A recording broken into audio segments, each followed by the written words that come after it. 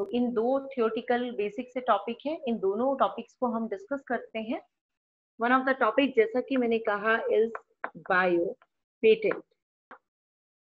अब ये बड़े कॉमन से वर्ड है, आप लोगों ने सुने हो तो पेटेंट वर्ड शायद सब लोगों ने सुना हुआ होगा।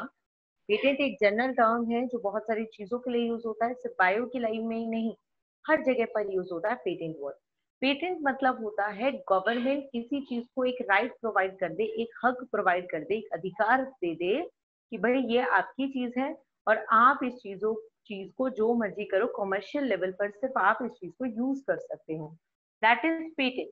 पेटेंट करा लेना यानी अपने नाम करा लेना। आज उसके बाद सिर्फ आपको हक है उस चीज के ऊपर काम करने का, उस चीज से बन के मिला के कोई भी प्रोडक्ट बेचने का, जो भी करोगे आप करोगे, आपके अलावा किसी कोई इस चीज को हाथ नहीं लगा सकता। This is called patent. ठीक है, जैसे मान लो कोई सॉन्ग है, सिंपल भाषा में बात करते हैं पहले।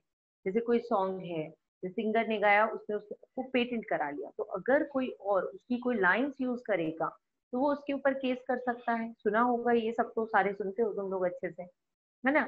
और उसकी कोई लाइन यूज करेगा तो वो उसकी परमिशन लेगा, ऑफ कोर्स उसको कुछ अमाउंट पे करेगा, ये सारी चीजें इंक्लूडेड होती हैं। तो पेटेंट राइट है, राइट, राइट यानी कि अधिकार, right granted by the government to a person. Now it is bio patent.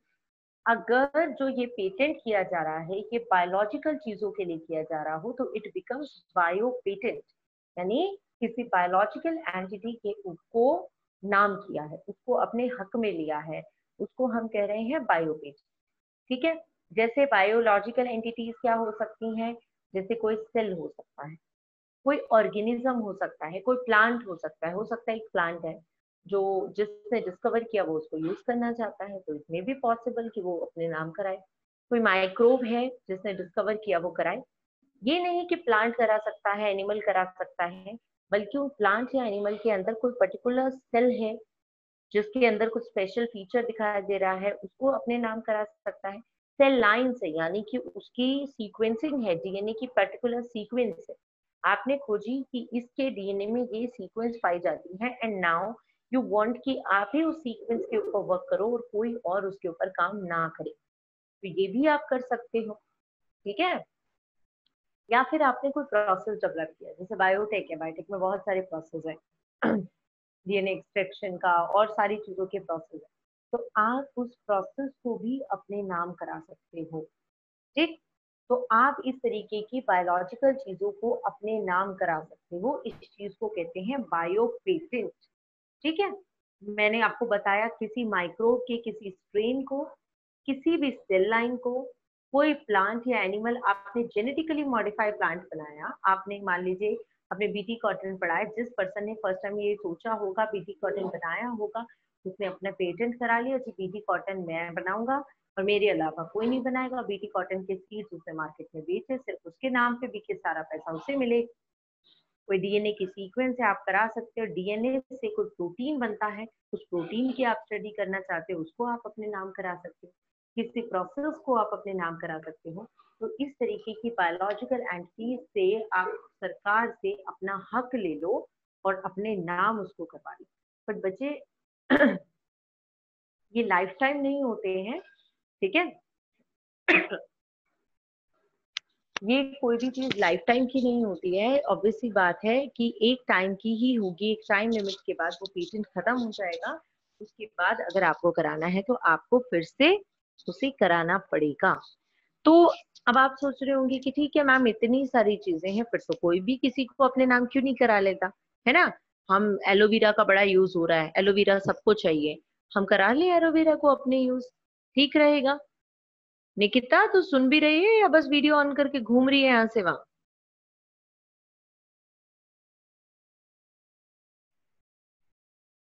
इतनी दूर से कैसे सुनाई देता है?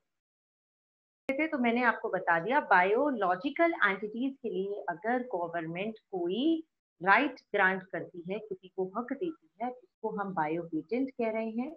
बट आप सोच रहे होंगे कि मौज है, फिर तो इतनी सारी चीजें हैं, किसी को अपने नाम करा लेते हैं, एलोवेरा का बड़ा यूज हो रहा है, तो ना हम ऐसा करें कि एलोवेरा को हम अपने नाम करा, अच्छा रहेगा एलोवेरा को अपने नाम करा लेंगे तो। जब एलोवेरा हमारे नाम हो जाएगा, इतनी चीजें, हर कोई हमें पैसा देगा। रामदेव जी जो है बड़ी जेल वेल एलोवेरा की बनाते रहते हैं, क्रीम्स में डालते रहते हैं, तो वो सब हमें ही देंगे। बट ऐसा नहीं होता कि आप किसी भी चीज को करा सकते हो। किन चीजों को, क्या रूल है पेटेंट कराने के? There should be novelty. Novelty का मतलब है कि जो चीज आप अपने नाम कराना चाहते हो वो नोवल होनी चाहिए, यानी वो नई होनी चाहिए, वो इनोवेशन नया होना चाहिए। किसी और का कोई पुराना इनोवेशन आप अपने नाम नहीं करा सकते। ठीक है, तो नई चीज को ही सिर्फ पेटेंट मिलता है।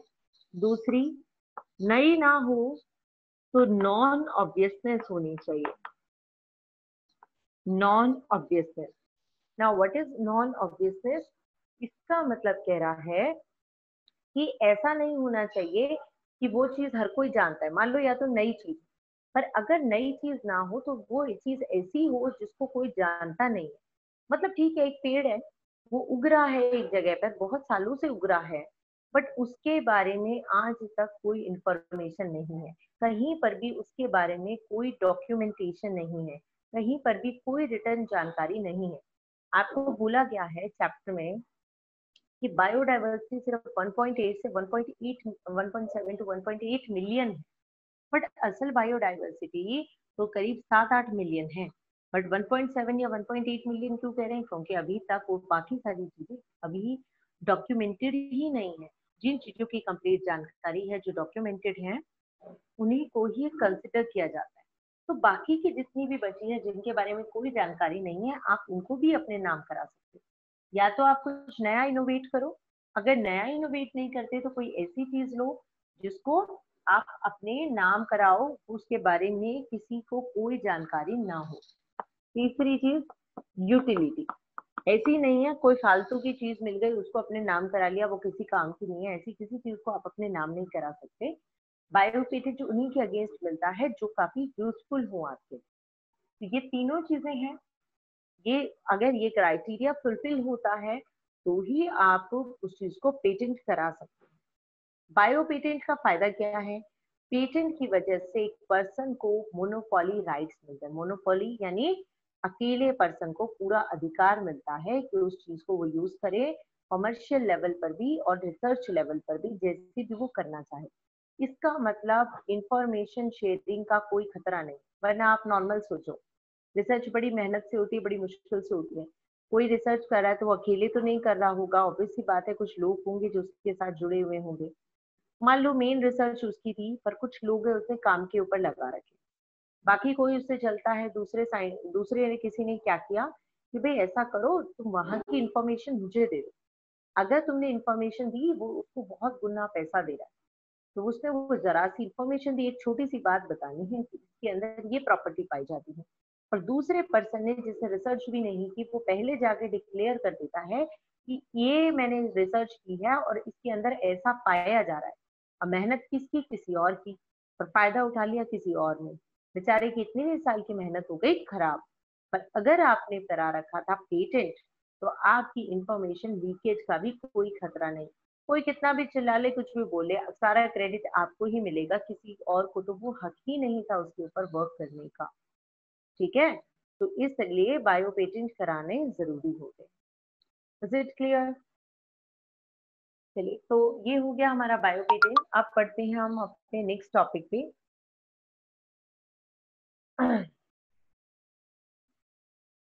Just a minute, I need to check.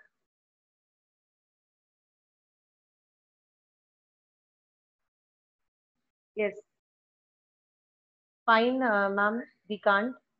Diksha, your video is of.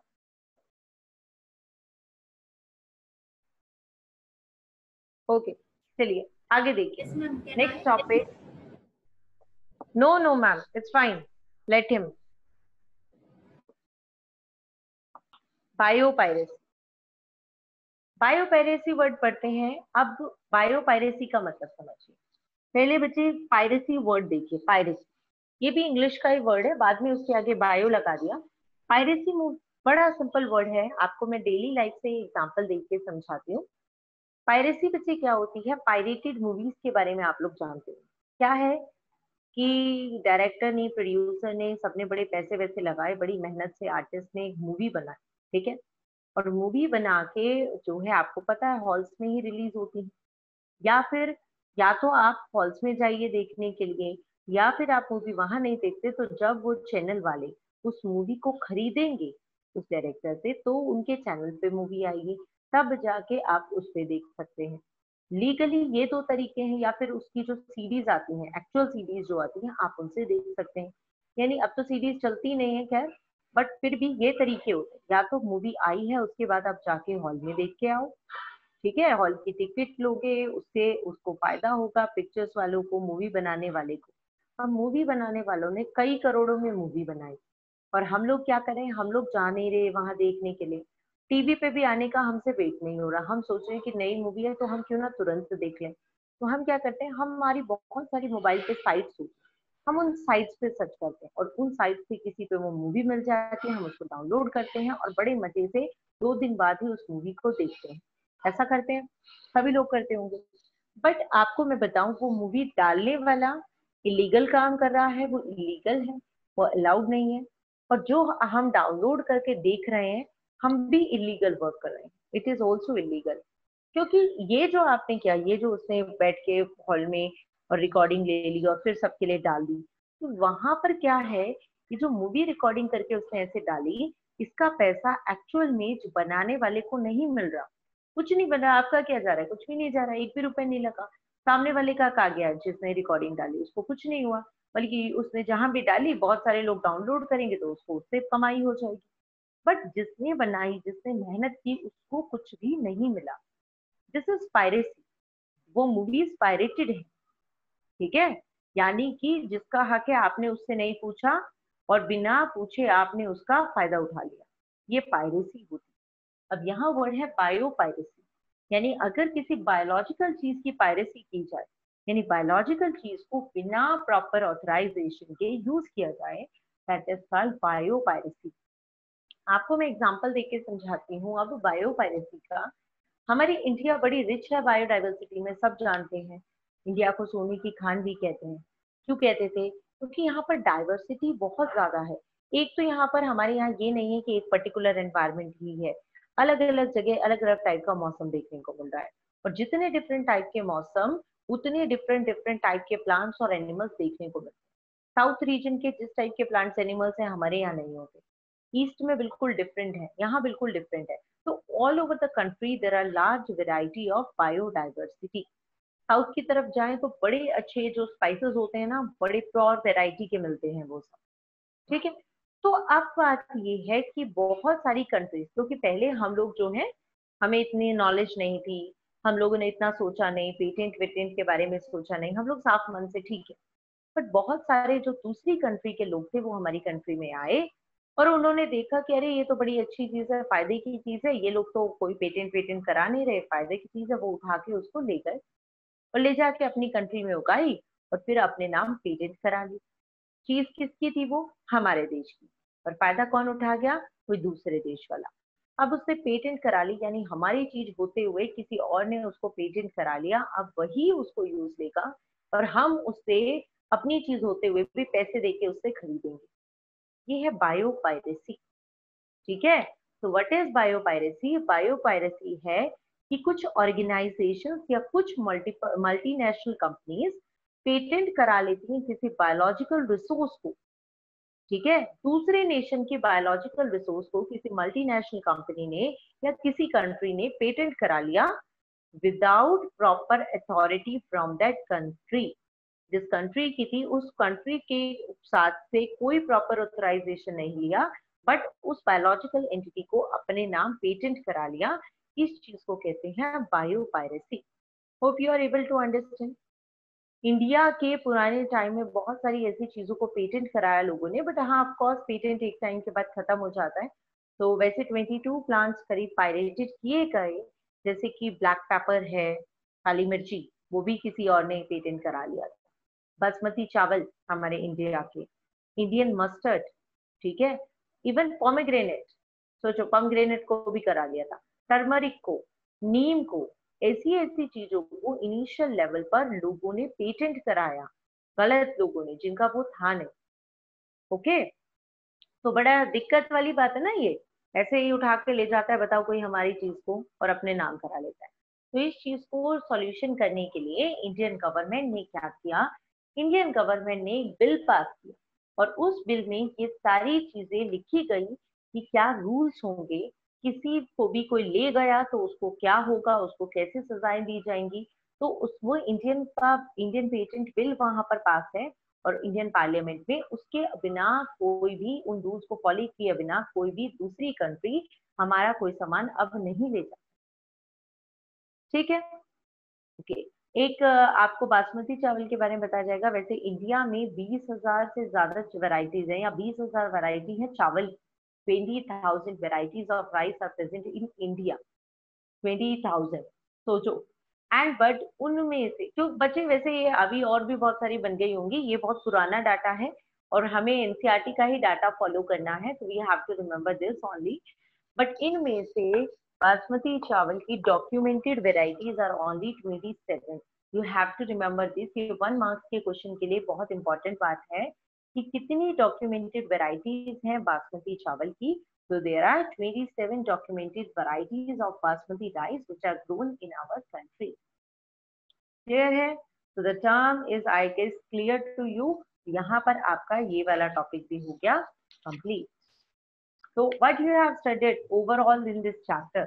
पहले मैं वो थोड़ा सा आपको आइडिया देती हूँ ताकि अगर उनमें से कोई भी आपका डाउट है तो आप पूछ सके। वैसे आपको मैंने कहा था आज सारा चैप्टर रिकॉल करके आना, राइट? तो देखिए, चैप्टर था बायोटेक्नोलॉजी की एप्लीकेशंस। पहले हमने पढ़ा एप्लीकेशन इन एग्रीकल्चर। एग्रीकल्चर के फील्ड में जब एप्लीकेशन आपने पढ़ी तो आपने कुछ 4-5 चीजें पढ़ी। कौन कौन सी चीजें पढ़ी? एक तो आपने पढ़ा कि क्या कैरेक्टरिस्टिक्स होंगे एक जेनेटिकली इंजीनियर्ड क्रॉप के, क्या अच्छे फीचर होने चाहिए। पढ़े थे 5 फीचर। पोस्ट हार्वेस्ट लॉसेस कम हो, है ना, और पेस्ट रेजिस्टेंट हो, यील्ड ज्यादा हो, न्यूट्रिशनल वैल्यू हो, वो वाली चीजें। तो आपने पहली चीज तो पढ़ी qualities of genetically modified crop. फिर आपने एक पढ़ा इसमें बीटी कॉटन के बारे में। फिर एक आपने पढ़ा टोबैको प्लांट, जो कि हमने पेस्ट रेजिस्टेंट बनाया था, पेस्ट रेजिस्टेंट टोबैको। फिर एक हमने क्या पढ़ा था, we have studied about the Flavr Savr tomato.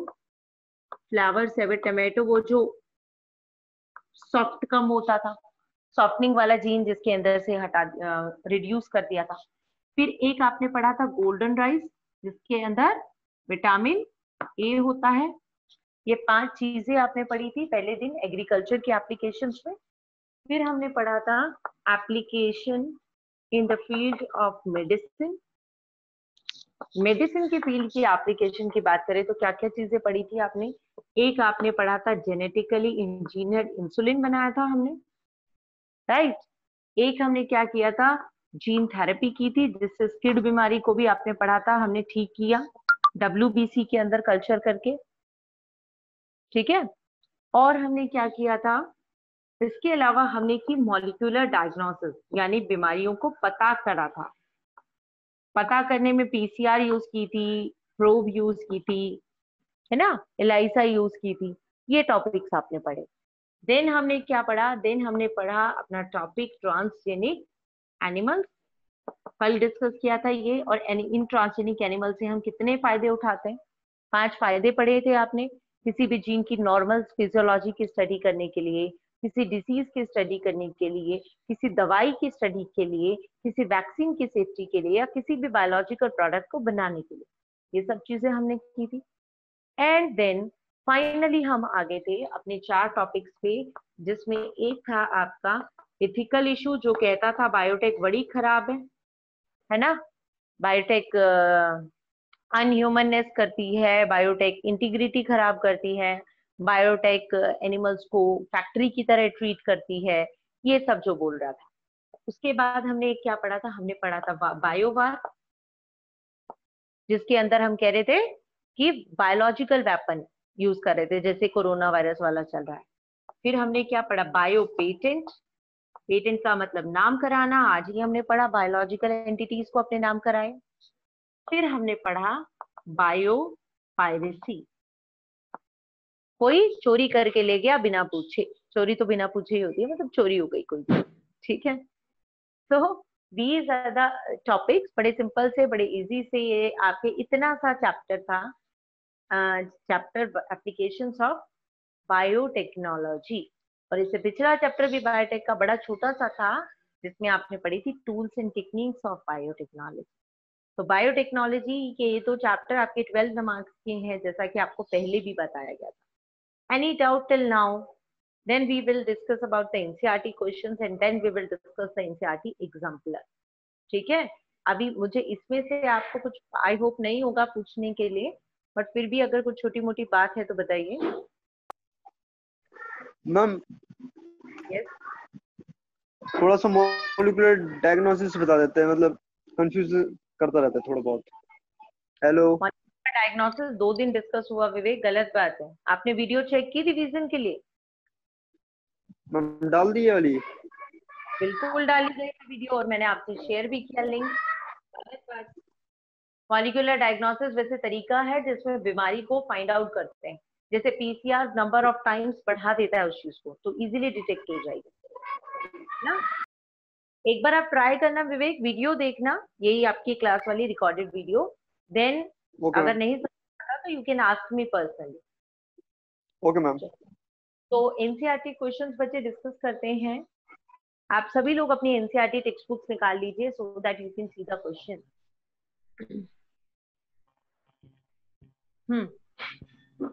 चलिए, let us begin from the question number 1।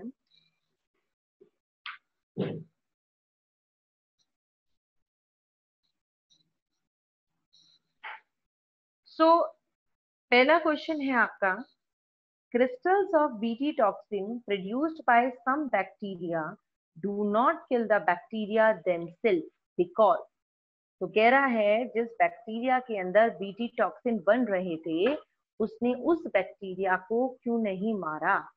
क्यों नहीं मारा? बिना ऑप्शंस के, वैसे ही बताओ, क्यों नहीं मारता वैसे बैक्टीरिया को? मैम क्योंकि वो इनएक्टिव फॉर्म में होता है।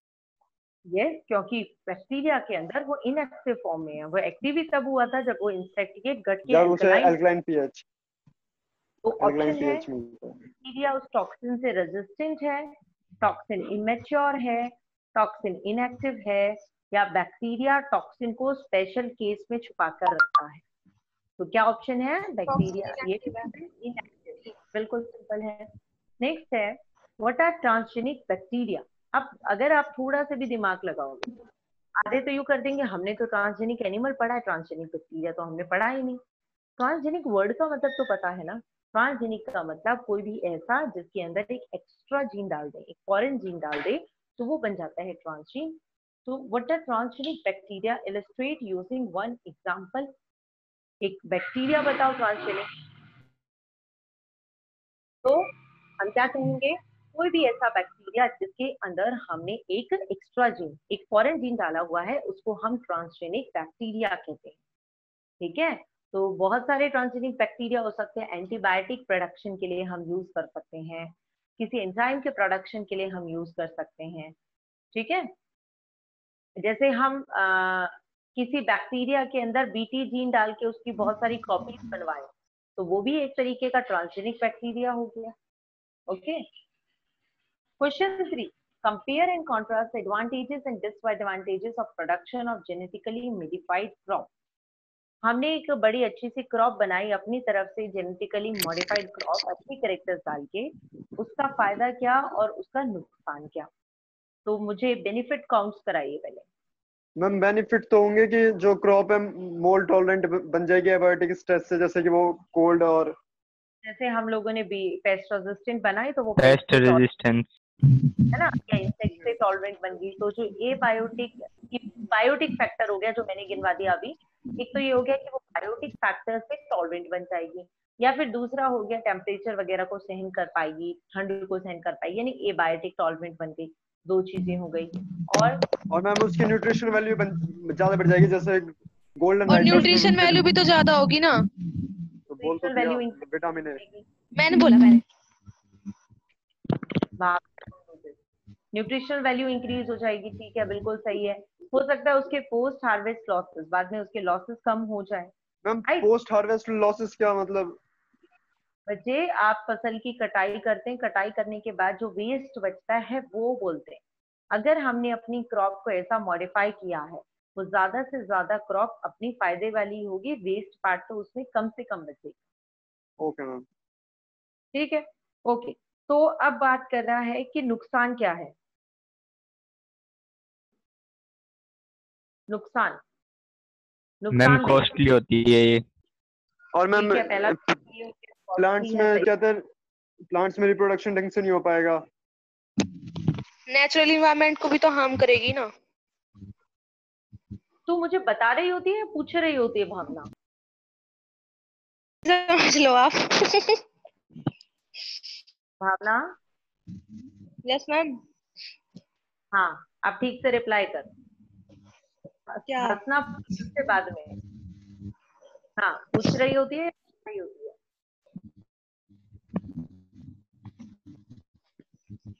मैम वो यही आ जाता है ना, कंफर्म भी हो जाता है या फिर आप बता ही देते हो गलत होता है तो। मैं वैसे भी बता दूंगी। ओके, चलिए आगे सुनिए। हाँ तो मैंने अच्छी बात बताया है, है। ठीक है, अच्छी बात है, रिस्पॉन्ड करो, बट अपनी ठीक रखो थोड़े सेंटेंस को। हाँ जी। तो पहली चीज आपने कही ये कॉस्टली हो सकती हैं, ऑफ कोर्स कॉस्टली होंगे जब इतनी टेक्निक सप्लाई की जाएंगी। दूसरी चीज आपकी आ गई कि आपने बताया एनवायरनमेंट को नुकसान हो सकता है उसकी वजह से। तीसरी चीज हो सकता है जो कोई नॉर्मल प्लांट को ले में वो जीन डल गया, तो हो सकता है वो जीन उसको एलर्जी कॉज कर दे। उस जीन के बनने की वजह से जो यूज करने वाला पर्सन है उसको एलर्जी उसकी वजह से हो जाए। और बच्चे ये भी हो सकता है कि इसकी वजह से इवन जो साइड में वीड्स लग रही हैं उनके पास भी इसके पॉलन गए और वीड्स में भी कुछ नई वैरायटी बनने लगी, तो वीड्स भी स्ट्रॉन्गर बन जाएंगे। वीड्स स्ट्रॉन्गर बनेगी तो भी नुकसान है। समझ आया मैंने क्या बोला? भाई आपने एक अच्छी क्रॉप बनाई, क्रॉप के बगल में आसपास वीड्स लगे, तो हो सकता है क्रॉप के कोई पॉलन वॉलन वीड्स पे चले जाए, वीड्स ये अंदर भी कुछ अच्छी क्वालिटीज आने लग जाए, तो it may be possible. Okay, next question. What are cry proteins? Name an organism that produce it. How has man exploited this protein for its benefit? तो बच्चे क्राई प्रोटीन क्या है? जो क्राई जीन से बनता है वो क्राई प्रोटीन। ये कहाँ से मिलता है? Backless Bacillus thuringiensis। Bacteria thuringiensis। और ये जो 4-5 बच्चों के अलावा बाकी बच्चे जो अटेंड करे हैं they have also need to respond. तो मैंने उसका कैसे फायदा उठाया है? मैंने उसका कैसे फायदा उठाया बताइए? मैंने उसको एक पेस्ट रेसिस्टेंट प्लांट पेस्ट बनाते। रेजिस्टेंस बना दिया मैम। बिल्कुल, मैंने उससे एक पेस्ट रेजिस्टेंट प्लांट बना दिया, ठीक है। और वो पेस्ट रेजिस्टेंट प्लांट जो है हमने उसका जीन निकाल लिया। हमने तो अपने लिए तो अच्छा किया पर उसको तो बेचारे को नुकसान ही हुआ। मैम जो तो हम आंसर, बैक्टीरिया में से जीन निकालते हैं वो क्राई जीन होती है क्या? हाँ हाँ, हम जीन निकालते हैं, प्रोटीन बाद में बनता है उससे। अच्छा अब नेक्स्ट नहीं मैम, क्वेश्चन, अब इस बोलो। हेलो, हाँ जी, हाँ जी, बोलो इसमें विवेक। जैसे 2-3 जीन के टाइप दे रखे हैं, क्राई 1AC, क्राई 2AC, तो 2AB, तो इनमें से कौन सी जीन होती है? इसमें से कौन सी? मतलब कौन सी जीन होती है? हाँ 2 दे रखे हैं ना, cry 1AC and cry 2AB। Gene के डिफरेंट डिफरेंट एलील्स है। अच्छा These are मैम, different, ये सब यूज हो, ओके क्या? मैम। अच्छा वो थोड़ा था वो। ओके, अच्छा। नेक्स्ट है what is gene therapy and illustrate using the example of adenosine deaminase deficiency. So सबको पता है जीन थेरेपी जिसमें हम फॉल्टी जीन को हटा के और healthy gene replace healthy gene को करते डाल देते हैं। एडीए के अंदर आपको बताना है बच्चे, जब तक आंसर नहीं कर रहे तो म्यूट रखा करो, तो बहुत डिस्टर्बेंस होती है। हाँ जी। तो एडीए का ट्रीटमेंट आप सबको पता है, एक टेम्पररी क्योर है, एक परमानेंट क्योर है ना? तो उस तरीके से हम कर सकते हैं, डब्ल्यूबीसी निकाल के बोन मैरो से कल्चर प्लेट पे ग्रो करके उसमें फंक्शनल एडीए डाल के फिर वापस पर्सन में डाल के, राइट। या फिर एम्ब्रियोनिक स्टेज पर ही बोन मैरो से एक्सट्रैक्ट करके वो जीन डाल दिया, this can be the cure. Next question number 6 है बच्चे, जब आप वही है, क्लास ओवर होने वाली है, वापस से कनेक्ट कर लेंगे। ओके, नेक्स्ट क्लास में ही हम नेक्स्ट क्वेश्चन स्टार्ट करेंगे। बस आपकी क्लास अबाउट टू ओवर है। किसी को कुछ बोलना है तो बोल सकता है। किसी क्वेश्चन में कंफ्यूजन, अभी तक तो 5 क्वेश्चन डिस्कस किए। No ma'am. ओके, तो फिर नेक्स्ट क्लास